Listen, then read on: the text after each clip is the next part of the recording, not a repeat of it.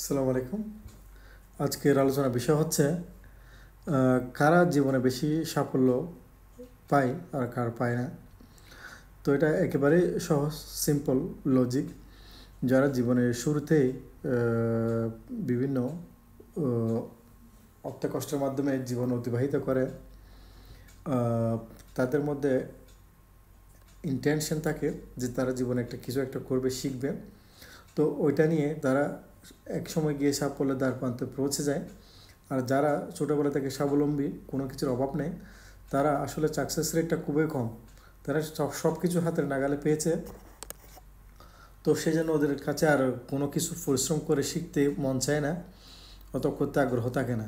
তো সেই জন্য ক্ষেত্রে যারা ছোটোবেলা থেকে স্বাবলম্বী অথবা সব কিছু হাতের নাগালে পেয়েছে, তাদের ক্ষেত্রে সাফল্যের সাকসেস রেটটা খুবই কম। আপনাকে জীবনে শুরুতে অনেক কষ্টের মধ্যে অতিবাহিত করতে হবে। যদি আপনি শুরু থেকে জীবনকে অতি কষ্টের মধ্যে অতিবাহিত করেন, তাহলে এক্ষেত্রে আপনি হাতে কলমে অনেক কিছু শিখতে পারবেন, অথবা ফিউচার আপনি সেটেল হতে পারবেন কারিগরি শিক্ষার মাধ্যমে। আর যাদের ফ্যামিলি স্বাবলম্বী, যাদের কোনো অর্থ কষ্ট থাকে না, তারা সাকসেস রেট খুবই কম থাকে, যেহেতু তাদের হাতের নাগালে সব কিছু আছে, তারা আর কোনো পরিশ্রম করতে চায় না। তো তেমনই প্রবাসের একই অবস্থা। যারা প্রবাসে এসে কোনো কাজ পায় না, মেনটেন্যান্স, জিপসান অথবা প্লাম্বিং, ইলেকট্রিক্যাল কাজগুলো অনেক কঠোর পরিশ্রমের মাধ্যমে শিখে পরবর্তী গিয়ে তারা লাইসেন্স ওপেন করে লাইফে স্বাবলম্বী হয়, লাক্সারিয়াস লাইফ অতিবাহিত করে। আর যারা ডাইরেক্ট দেশ থেকে এসে কোনো ভালো অফিসে জয়েন করেছে, ওটার মধ্যে তাদের লাইফ অতিবাহিত করতেছে, এটার মধ্যে সাকসেস রেট থাকে একেবারে কম।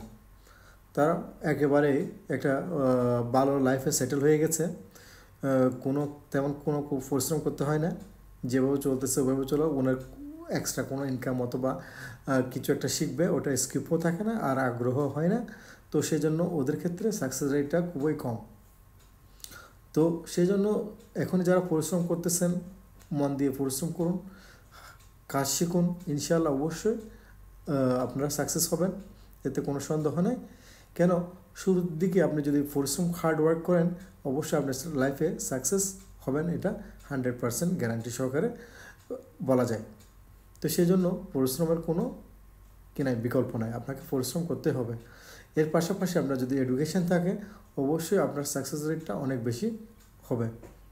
তো সেই জন্য ধৈর্য সহকারে আপনি যে কাজটা করতেছেন অথবা যে পরিশ্রমের কাজটা করতেছেন, ওটার জন্য অবশ্যই আপনাকে চেষ্টা চালিয়ে যেতে হবে। এক সময় আপনাকে এই ধৈর্য কোনো একটা ভালো জায়গায় নিয়ে পৌঁছাবে।